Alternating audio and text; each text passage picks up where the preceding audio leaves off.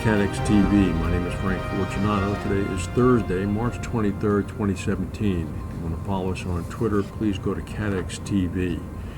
Well, the news began to come into the east coast of the United States yesterday at about noon about a terror attack in London by the Houses of Parliament along the Thames River.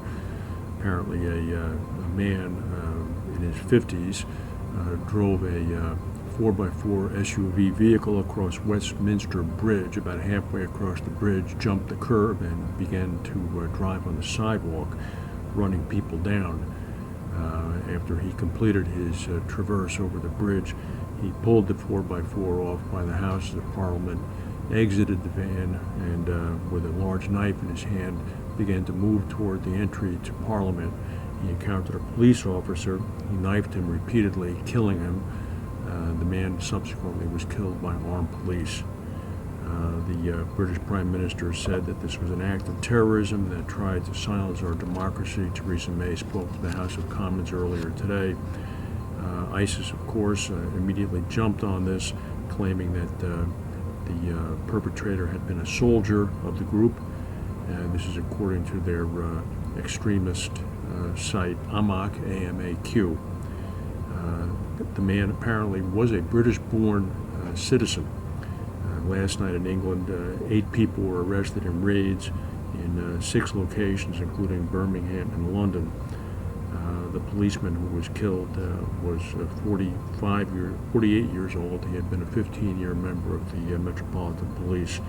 A number of civilians were killed after being fatally struck by the vehicle on the bridge.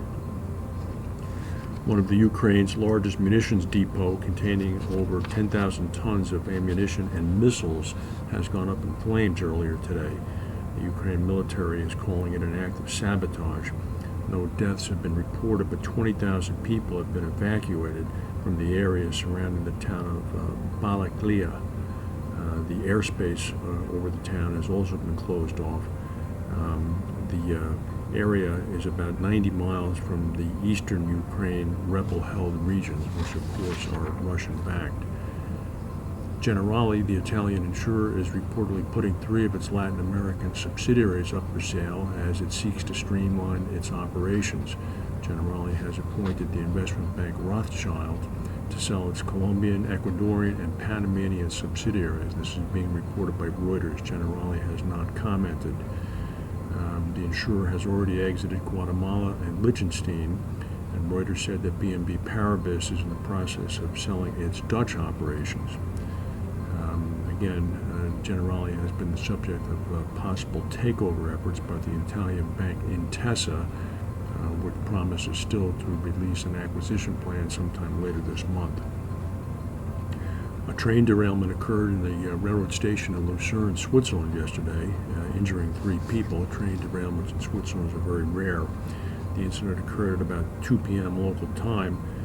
The passengers were trapped when a carriage tipped onto its side right in the Lucerne railroad station. There were 160 passengers on board the train, which was traveling from Basel, Switzerland to Milan, Italy. It was operated by the Italian carrier Trenitalia. Apparently the train, or one of the carriages of the train, struck a power cable when it derailed that caused a delay in rescue efforts. Here's an interesting story. When you're on Amazon buying things, you might notice from time to time, actually often, a proliferation of sellers of merchandise on the site who are not Amazon itself. There's apparently a very large industry of people who make their living selling products and goods and sometimes services over the Amazon site. These merchants are regulated very closely by Amazon because Amazon guarantees a money-back guarantee and insists on making sure that the level of service is up to their standard. What that standard is sometimes a little bit murky according to the merchants. A number of them say that you're guilty until proven innocent. If you commit some infraction that irks Amazon, it will ban you from the site. What's interesting about this story is that one woman in particular, who was part of this cottage industry that make their living by selling on Amazon, had been banned from the site, and she was reviewing her general liability policy and asked whether or not it covered income lost after getting kicked off Amazon, and learned that it did not. She then approached several insurance agents in Kentucky. The three of them set up a new company called Insurance. They then began to put together a policy with Lloyd's that would pay for lost profits associated with merchants who are kicked off Amazon.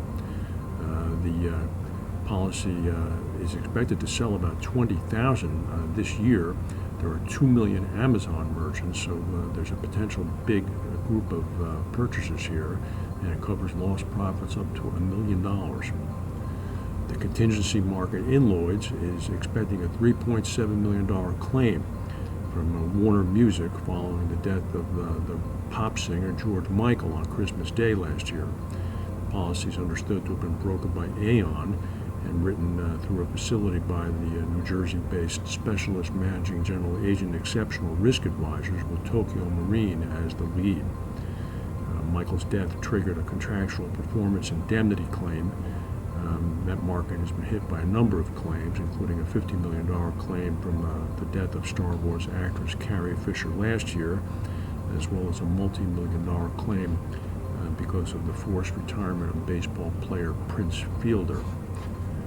That's the news for today. If we have any breaking news, we'll come back and tell you. Supposedly sometime today, the House of Representatives in the United States Congress is going to vote on the Trump health care plan.